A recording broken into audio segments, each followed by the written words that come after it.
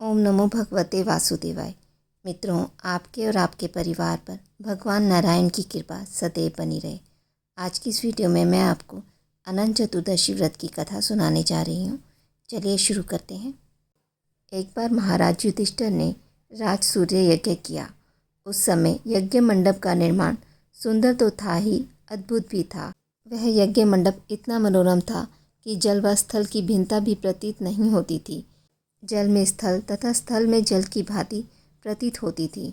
बहुत सी सावधानियां करने पर भी बहुत से व्यक्ति उस अद्भुत मंडप में धोखा खा चुके थे।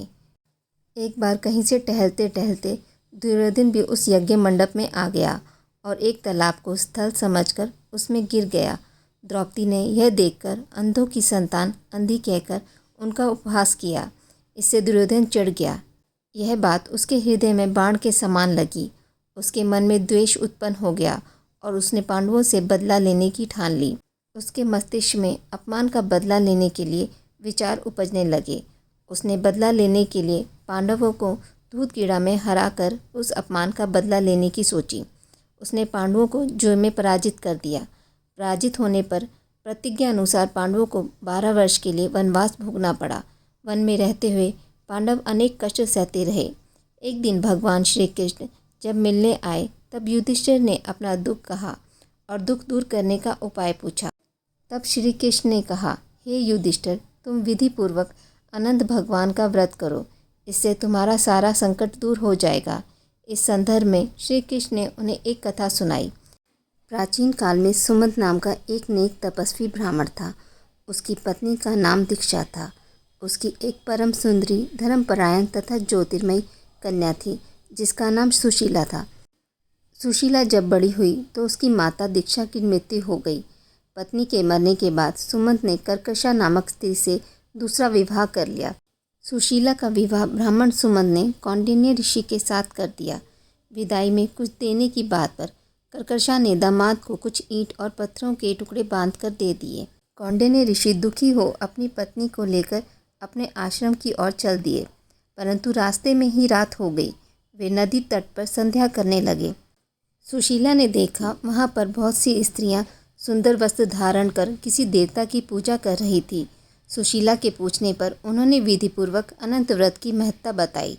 सुशीला ने वहीं उस व्रत का अनुष्ठान किया और 14 गांठों वाला डोरा हाथ में बांधकर ऋषि कौंडिन्य के पास आ गई। कौंडिन्य ऋषि ने सुशीला से डोरे के बारे में पूछा तो उसने सारी बात बता दी। उन्होंने डोरे को तोड़कर अग्नि में डाल दिया। इससे भगवान अनंत जी का अपमान हुआ। परिणाम ऋषि कौंडिन्य दुखी रहने लगे। उनकी सारी संपत्ति नष्ट हो गई। इस दरिद्रता का उन्होंने अपनी पत्नी से कारण पूछा तो सुशीला ने अनंत भगवान का डोरा जलाने की बात कही। पश्चाताप करते हुए ऋषि कौंडिन्य अनंत डोरे की प्राप्ति के लिए वन में चले गए। वन में कई दिनों तक भटकते भटकते निराश होकर भूमि पर गिर पड़े। तब अनंत भगवान प्रकट होकर बोले, हे कौंडिन्य, तुमने मेरा तिरस्कार किया था, उसी से तुम्हें इतना कष्ट भोगना पड़ा। तुम दुखी हुए, अब तुमने पश्चाताप किया है। मैं तुमसे प्रसन्न हूँ। अब तुम घर जाकर विधि पूर्वक अनंत व्रत करो। 14 वर्ष व्रत करने से तुम्हारे सभी दुख दूर हो जाएंगे। तुम धन धान्य से संपन्न हो जाओगे।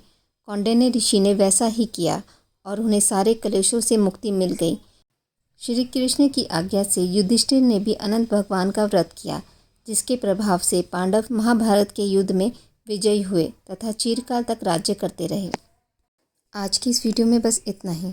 मित्रों, आपको यह कथा अच्छी लगी हो तो मेरे वीडियोस को लाइक और शेयर ज़रूर करें और पूजा पाठ से जुड़ी जानकारी के लिए मेरे चैनल को सब्सक्राइब करना ना भूलें। धन्यवाद।